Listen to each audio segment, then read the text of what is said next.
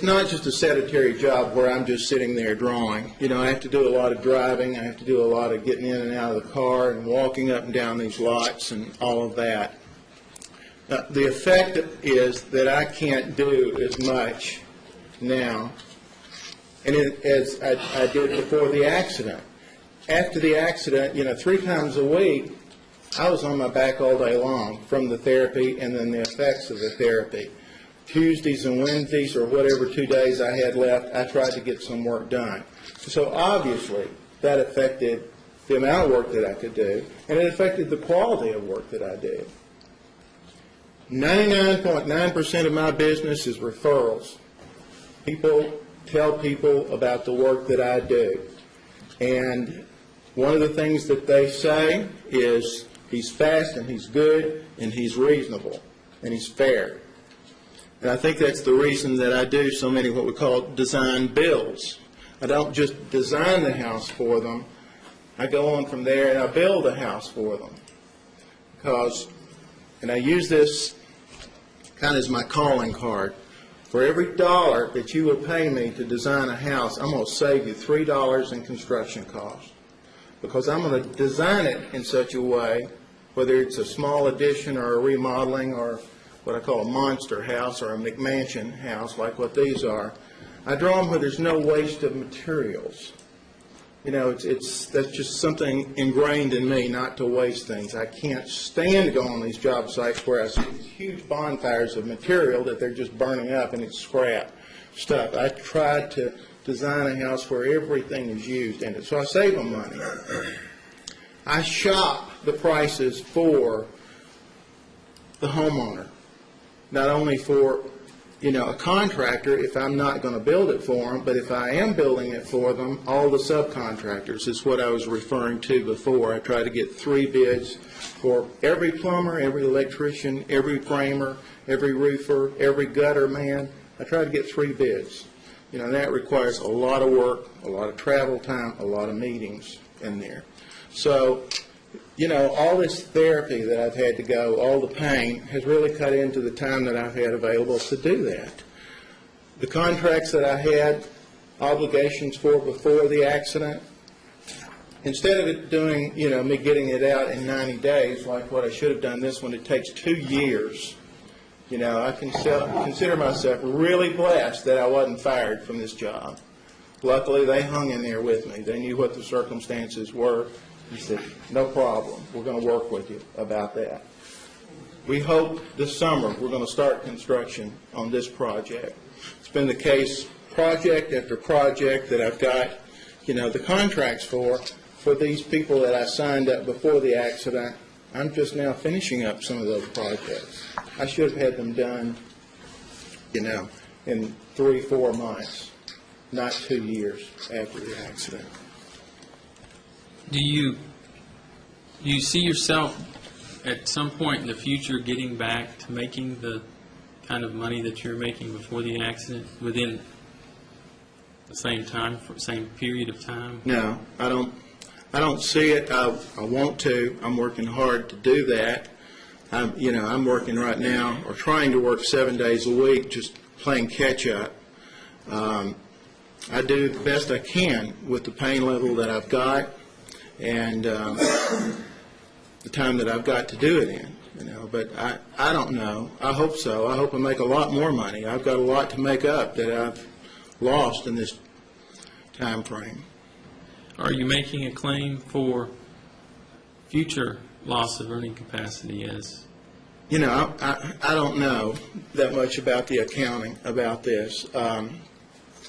It's my understanding that that's been excluded from Mr. Mensel's testimony. Is that correct? Well, you might want to restate your question. He's just asking you a question of what you're claiming, sir. Yeah. You know, I don't know. Well, if you remember. Frankly, I have no way to calculate that. Okay. But do you honestly believe that this accident and the things that you've been going through will continue for a period of time in the future? Certainly. Certainly.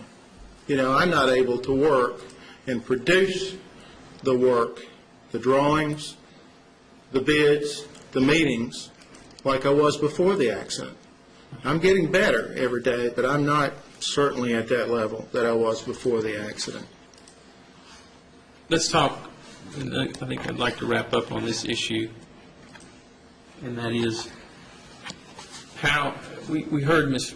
Raines testify about how she saw a change in you. So Yeah. let's talk about the personal impact, the interpersonal relationships that you've had, and how that's impacted what type of person you are.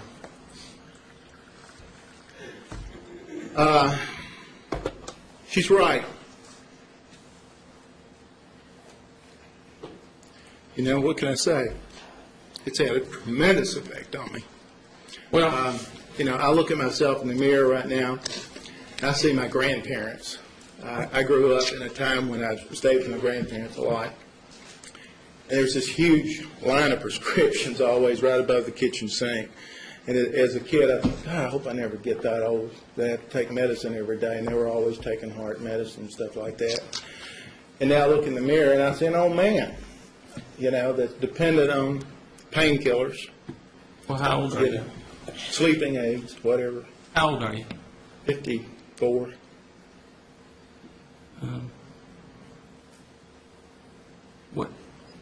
What,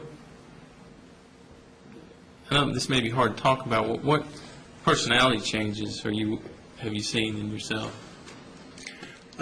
Being in pain the way I am, I'm very short with people, especially, and unfortunately, the people that you love are the ones, I guess, you beat up on the most because you're around them the most. I'm tired a lot. I have to sleep a lot, especially with the pain medication and the Ambien that I take.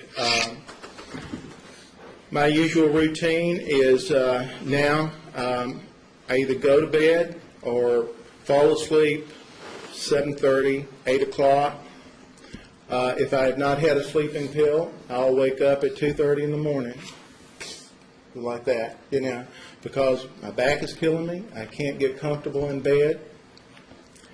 I'm tossing and turning. I know if I stay there, I'm going to wake Ruth up. She works hard. That's one thing I love about her. She works as hard, if not harder, than I do. She's, you know, in there all the time. And I don't want to disrupt her sleep, so I get up, I go to the den, I turn on the TV. By 5 o'clock in the morning, I have CNN memorized, you know. You know, the effects of this are just incredible. You know, I think about the children, my boys. One of them's already in college now. This has happened during this time frame. He was with us before the accident, and then during the accident the last 2 years. He's gone on to college. He was a star football player. He went to the University of Memphis and played football for them the first year, then transferred to UT. Great kid. Haven't been able to see many of his football games because I just can't sit there and endure sitting in that hard bleacher with no back. We even bought a special seat that I carry along sometimes with us, and I still can't sit there all the time. I know my relationship with those boys has deteriorated a lot, especially Todd, I think, and he's the youngest one. He's still in high school, plays football for Franklin High School. He's with me every other weekend for 4 days. I have him every spring break, all the holidays, and all summer. So I figured it up one time. He spends more time with me than he does his mother. We're divorced, obviously. I have to depend on Todd to help me move things for me. Ruth was relating the thing about the TV. I know I'm too short with him. You know, I'm not able to be the dad with him at this age that I was with Chase before the accident. And I think he knows that. He's a great kid, you know, and hopefully he'll get over it. But we haven't been able to enjoy the same things. And he said something to me just this past week about his spring break, which is coming up. It was a family tradition that we would go down to Gulf Shores for the boys' spring break, because I had them every spring break, or we would go out to Salt Lake City and ski. And since the accident, I can't do that. Number one, I can't afford it. It's a very expensive vacation. Number two, I can't participate in it. You know, I used to be a darn good water skier. Had been in some tournaments, actually, when I was 16 and 17 years old. I wouldn't attempt to try to water ski right now because it's so hard on your back. And the boys and I would ski, seems like hours and hours and hours, you know, every weekend. I can't do that anymore. The snow skiing is the same way. I wouldn't dare put a set of snow skis on. I wasn't that good at it, but I could keep up with them, I thought. You know, with Ruth, it's bad. Well, I don't think we need to go back through that. One last thing, Your Honor, I believe I had him identify this, but I don't believe I had identified or marked it as an exhibit. Which one is that? It's the medical bills. Objection? May I see it? I am going to object.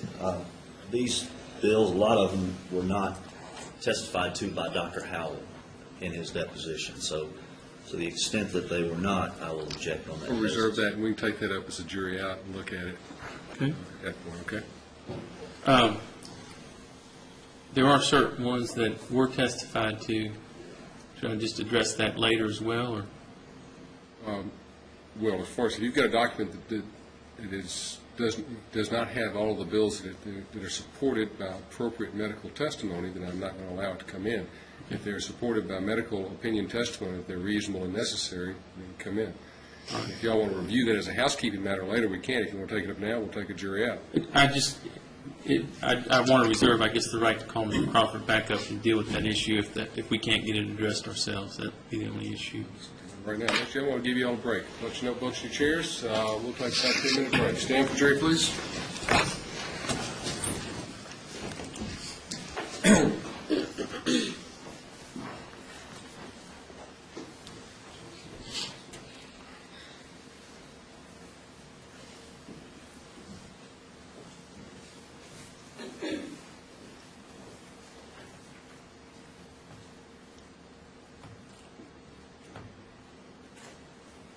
Mr. Walsh, will you remove those bottles of water? Yes. Be seated, please.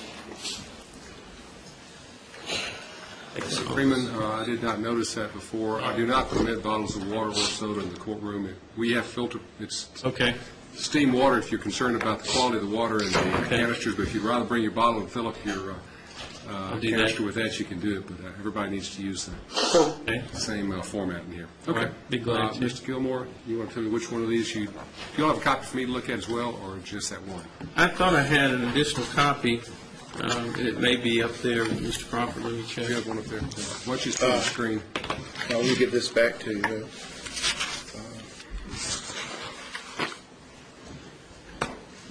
Dr. Howell testified to Yes, I do. everything, Okay, he'll give that. everything down to the Grassland Medical Center. Okay. He didn't testify to that one. He didn't testify to the St. Thomas. He didn't testify to the Williamson Medical Center. Did not testify to the corrective massage therapy. And on the prescriptions, he didn't testify to Franklin Orthopedics. And on the prescriptions, he testified to 3 medications he had prescribed. So he didn't testify to an amount, just the Ambien, Celebrex, and the other one, whatever it was. In my position on that, Your Honor, is that these other bills that we're talking about, for instance, the prescription